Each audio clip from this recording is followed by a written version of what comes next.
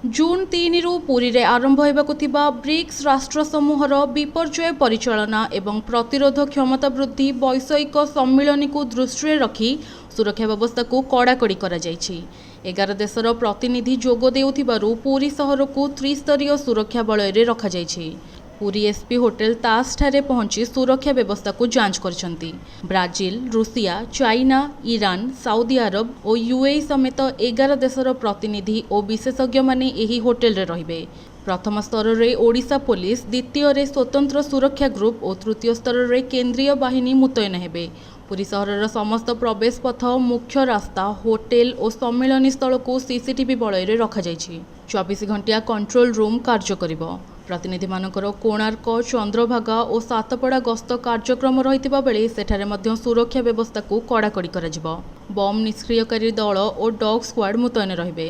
June 3ରୁ 5 ପର୍ଯ୍ୟନ୍ତ ବଡ଼ଦାଣ୍ଡ ଓ marine drive ରୋଡ୍ରେ ସାଧାରଣ ଯାନବାହନ ଚଳାଚଳ ଉପରେ କଟକଣା ରହିବ।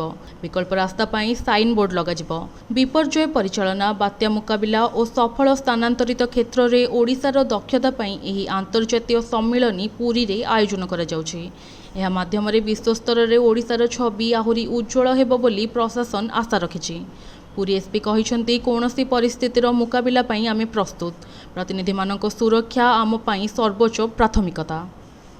ଜୁନ୍ ମାସ ଆରମ୍ଭରେ ବ୍ରିକ୍ସ ସମ୍ମିଳନୀ ହେବାକୁ ଯାଉଛି। ଡିଜାଷ୍ଟର ରିସ୍କ ମିଟିଗେସନ ଗ୍ରୁପର ଗୋଟେ ଟେକ୍ନିକାଲ କମିଟି ମିଟିଂ ଅଛି। ଆଉ ତା ପାଇଁ 11 ଦେଶରୁ ତାଙ୍କର ଡେଲିଗେଟ୍ସ ଆସିବେ। ଯାହା ଏ ପର୍ଯ୍ୟନ୍ତ ଇନଫର୍ମେସନ ଆମେ ପାଇଛୁ। ଆଉ 3 ଦିନ ଧରି ଏଠି ବିଭିନ୍ନ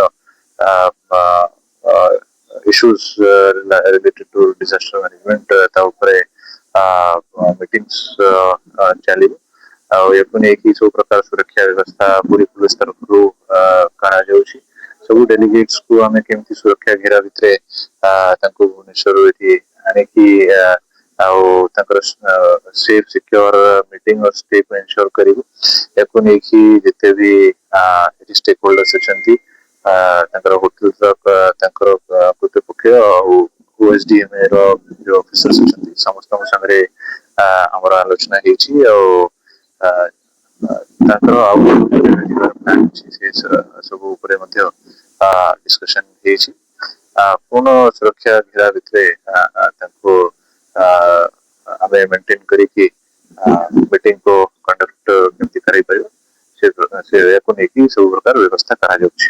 ସବୁ ସିଡ୍ୟୁଲ ଆସିଛି, ସେଟା କନଫିଡେନ୍ସିଆଲ ରଖାଯାଇଛି। ଆଉ ତାଙ୍କର ଏପର୍ଯ୍ୟନ୍ତ ଯାହା ଇନଫର୍ମେସନ ଆମେ ପାଇଛୁ, 11 ଦେଶରୁ ତାଙ୍କର ଡେଲିଗେଟ୍ସ ଆସୁଛନ୍ତି, ଯାହା ଆମେ ଇନଫର୍ମେସନ ପାଇଛୁ। ଆଉ ସେଟା ପରବର୍ତ୍ତୀ ଷ୍ଟେଜରେ ଆଉ କଣ ଯାହା ଯାହା ଇନଫର୍ମେସନ କମ୍ୟୁନିକେଟ ଆମ ସାଙ୍ଗରେ କରାଯିବ, ସେ ଅନୁସାରେ ଆମେ କାମ